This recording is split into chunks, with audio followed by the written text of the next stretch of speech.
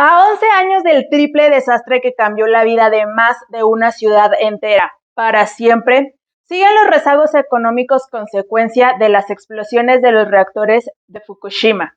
Existen áreas alrededor de la planta declaradas como inhabitables por el gobierno de Japón debido a que aún tienen altos niveles de radiación por los químicos liberados al ambiente. Además, existen más de 30 demandas contra la empresa responsable de la operación de la planta nuclear, entre ellas una por la aparición de diagnósticos de cáncer. Para Japón, la generación de energía nuclear parecía su independencia energética, ya que de esta forma no necesitarían comprar más combustibles fósiles a otros países. Desafortunadamente, esto ha tomado y se sospecha que sigue tomando la vida de miles.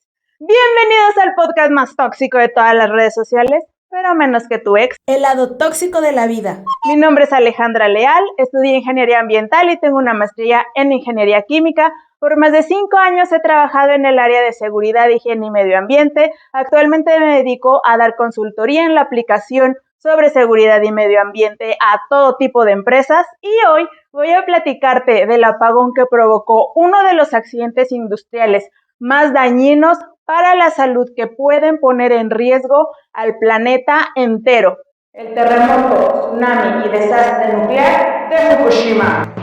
También quiero mencionar que yo no soy experta en los hechos ocurridos que narro a continuación. Mi opinión nunca será la única o 100% correcta. Este video no es educativo, más bien es informativo y con la intención de generar, aunque sea un poquitito de conciencia sobre el cuidado de salud y medio ambiente. Todo es con mucho respeto a las víctimas, a sus familias, a todos los involucrados y a quienes me escuchan. Por cierto, muchísimas gracias de todo corazón por hacerlo. A veces se prestará la situación para que yo haga alguna broma o por lo menos lo intente, pero quiero poner énfasis en que todo es con muchísimo respeto, ¿ok? Sí, excelente. Aquí tengo mis apuntes para no olvidar ningún detalle. También tengo un cafecito en mi taza perruna. Vayan ustedes por algo rico de comer o de tomar, lo que se les antoje para divertirnos juntos un ratito y relajarnos. Si están en el tráfico, manejen con cuidado, porque seguridad ante todo. Y ahora sí, vamos a comenzar. Antes de pasar a los hechos del 11 de marzo de 2011, voy a explicar a grandes rasgos cómo funciona un reactor nuclear para entender mejor qué salió mal el día del fatídico accidente. Estos sistemas contienen en su interior unas barras alimentadas por toneladas de combustible, en este caso, uranio. Dicho combustible genera calor por medio de una reacción de separación de su átomo llamada fisión. El uranio es un material altamente fisionable, ya que al recibir un neutrón, su átomo genera otros 2 elementos, kriptón y bario, más otros 3 neutrones. Y estos 3 se usan para fisionar otros 3 átomos de uranio, generando una reacción en cadena. Cuando esta reacción no se controla, obtenemos una bomba atómica. ¡Se va a descontrolar! Pero si se controla, entonces obtenemos una planta nuclear. Las barras de combustible son cubiertas por una capa delgada de circonio, lo que las protege del calor excesivo, pero permite las reacciones nucleares en su interior. El calor generado gracias a este procedimiento es usado para generar vapor de agua, que mueve un grupo de turbinas conectadas a un alternador, el cual es un equipo del tamaño de un autobús que al girar genera electricidad. Cabe mencionar que cuando los neutrones se mueven más lento, tienen una mejor capacidad de fisionar los átomos de uranio. Para ello, en los reactores nucleares se cuenta con un sistema de enfriamiento que disminuye la cantidad de energía en los neutrones y por lo tanto su velocidad. El sistema de enfriamiento puede funcionar con agua o grafito. En la planta de Fukushima se usaba agua para realizar esta actividad. La planta nuclear de Fukushima Daiichi se instaló en 1967 por la empresa Tokyo Electric Power Company, o TEPCO por sus siglas en inglés, Los equipos fueron importados desde Estados Unidos, lo que conlleva presentar desconocimiento sobre su diseño y depender del fabricante ubicado a 10.106 kilómetros de distancia. Ahora sí, ¿qué pasó el 11 de marzo de 2011? 211, dicen que ese número tiene algo especial, ¿no? Bueno, yo lo leí en Instagram, pero no sé. Todo comenzó a las 2:46 p.m. A 178 kilómetros del epicentro, Fukushima fue sacudida por un terremoto de magnitud 11. No se crean. De magnitud 9, el más fuerte que había visto Japón en miles de años. Inmediatamente después, falló el suministro de electricidad en toda la ciudad. Las líneas eléctricas fueron dañadas por el terremoto, pero la planta nuclear contaba con generadores a diésel de emergencia, diseñados para suministrar a la planta de energía eléctrica en caso de un apagón no planeado. Los reactores nucleares sufren daños mínimos gracias a que estos fueron instalados dentro de excavaciones a 25 metros de profundidad, lo que permitió que fueran anclados y evitar así su colapso. A las 2:55 p.m. fue emitida una advertencia de tsunami en todo el país. Cámaras en tiempo real difundían imágenes del tsunami mientras avanzaba hacia tierra. A las 3:27 de la tarde, el tsunami golpea la planta nuclear de Fukushima. El sitio comienza a inundarse. Casi toda la electricidad se corta, los sistemas de enfriamiento fallan y con esto sus niveles de presión comienzan a elevarse, al igual que la radiación en el ambiente. La única medida que se había tomado previamente para proteger la planta de un tsunami eran unos muros construidos en el océano, diseñados para detener olas de hasta 5.7 metros, pero el tsunami en 2011 tenía olas que llegaban a los 17 metros de alto, el triple para lo que se estaba preparado. Solo 10 minutos después, los gerentes de la planta estaban desesperados por enfriar los reactores nucleares, ya que su sobrecalentamiento podía causar explosiones. La única opción para suministrar a la planta con energía y echar a andar los sistemas de enfriamiento era transportar generadores móviles a la planta, pero las carreteras alrededor de ella se encontraban gravemente dañadas por el tsunami. A las 6:08 p.m., para intentar averiguar lo que ocurría dentro del reactor número 1 y debido a que en la carretera se encontraban numerosos autos volteados, el personal de Fukushima tomó sus baterías para echar a andar por instantes la maquinaria y averiguar, por medio de sus controles, las condiciones en las que se encontraban, además de recurrir al uso de paquetes de pilas con el mismo fin. Ay, Diosito, cuida mi carro de un tsunami, por favor, porque es mi único patrimonio. Mientras que los niveles de radiación en el ambiente y de presión dentro de los reactores seguían en aumento. A las 7:03 p.m., el primer ministro declara un estado oficial de emergencia nuclear y recomienda al personal que se encontraba en la planta abrir las válvulas de seguridad de los reactores para liberar vapor, lo que podría disminuir la presión dentro de los reactores. Con el riesgo de encontrarse cerca de los reactores porque una explosión podría ocurrir en cualquier momento, y aunque el personal de la planta teme que material radiactivo sea liberado al abrir las válvulas de emergencia, comienzan su búsqueda. Usando solamente linternas como medio de iluminación y usando trajes completos antirradiación, la búsqueda no resultó fácil. A las 9 de la noche, los generadores móviles llegan a la planta, pero sus cables no son suficientemente largos para alimentar los reactores. La presión del reactor 1 es tan alta que se teme que explote, pero el personal en la planta aún no encontraba las válvulas de seguridad. A la mañana del día siguiente, ordenan la evacuación de 200,000 personas que habitaban alrededor de la planta nuclear. A las 10:17 a.m. encontraron las válvulas de emergencia del reactor número 1. Son abiertas y por medio de estas se liberan, adivinen qué. Sí contestaron, litros de hidrógeno gaseoso hacia el exterior del reactor, acertaron. Debido a que se alcanzaron temperaturas de 2.800 grados centígrados dentro de los reactores por la falta del funcionamiento de sus sistemas de refrigeración, se generó una reacción química dentro del reactor 1 entre el circonio y el vapor de agua, lo que produjo hidrógeno. Los niveles de radiación en el ambiente subieron y no se sabía si era solo por haber abierto las válvulas o si el reactor también en aquel momento contaba con una fisura, como la que dejó tu ex en tu corazón. A las 3:36 p.m., una réplica masiva sacudió la planta. Casi inmediatamente después se generó la primera explosión, la cual sucedió en el edificio que contiene el reactor número 1. Los niveles de radiación en el ambiente se dispararon. Resultó que, al abrir las válvulas de emergencia del reactor número 1, cantidades abundantes de hidrógeno salieron de su interior, el cual es un material altamente inflamable. El conjunto de tuberías de liberación de presión del reactor no fue suficiente y no todo el material salió al aire libre. Este se escapó a los rincones más altos del edificio, provocando una explosión en él. Otros reactores daban muestra de presión alta. La segunda y tercera unidades estaban en condiciones muy graves.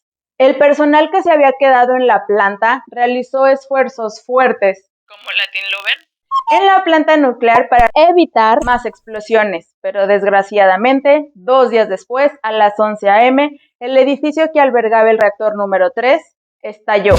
En cuestión de horas, los niveles de radiación se dispararon aún más y solo un día después, a las 11 de la mañana, ardió en llamas el edificio que contenía el reactor número 4. Paréntesis, se podría arder en otra cosa que no sea en llamas, arder en el infierno, pero bueno, cierro paréntesis. Sin muchas opciones para disminuir los niveles de riesgo de más explosiones e incendios, los reactores fueron bañados con agua de mar. Primero lo intentaron por aire en helicópteros, pero el viento y los altos niveles de radiación sobre los reactores no lo permiten, ya que no se podían acercar demasiado a los reactores y al soltar el agua, el viento la desviaba. Después, el equipo de bomberos inunda las barras de combustible con agua desde el nivel del suelo, utilizando sus mangueras, arrastrando así radiación hacia el océano. Pero bueno, dentro de los males, el mejor.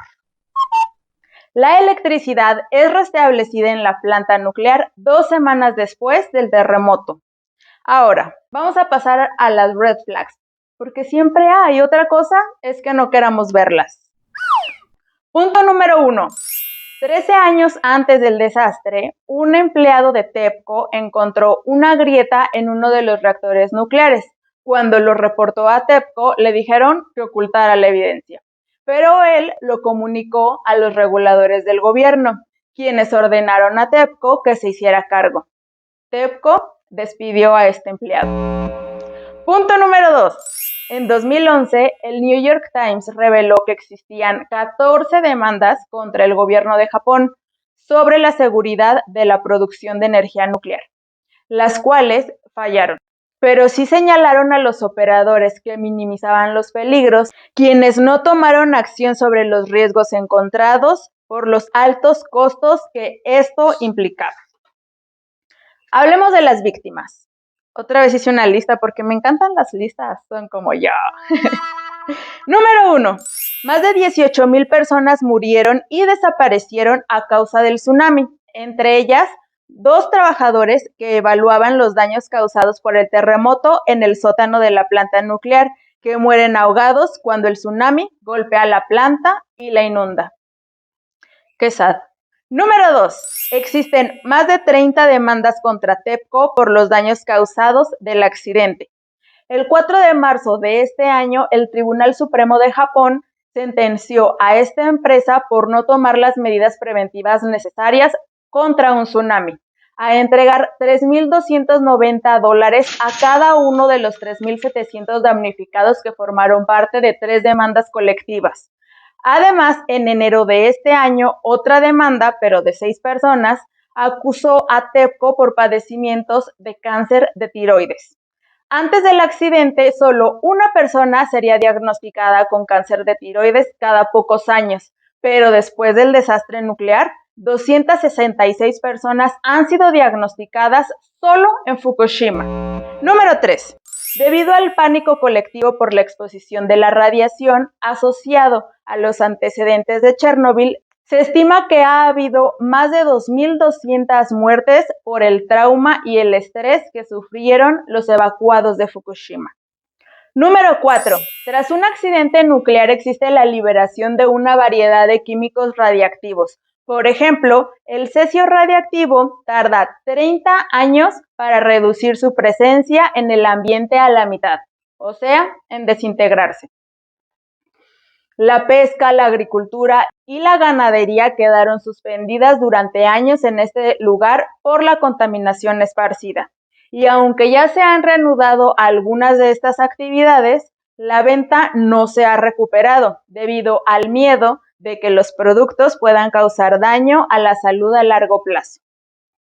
La contaminación provocó que miles de personas perdieran su empleo. Esta también es una consecuencia grave tras un accidente industrial.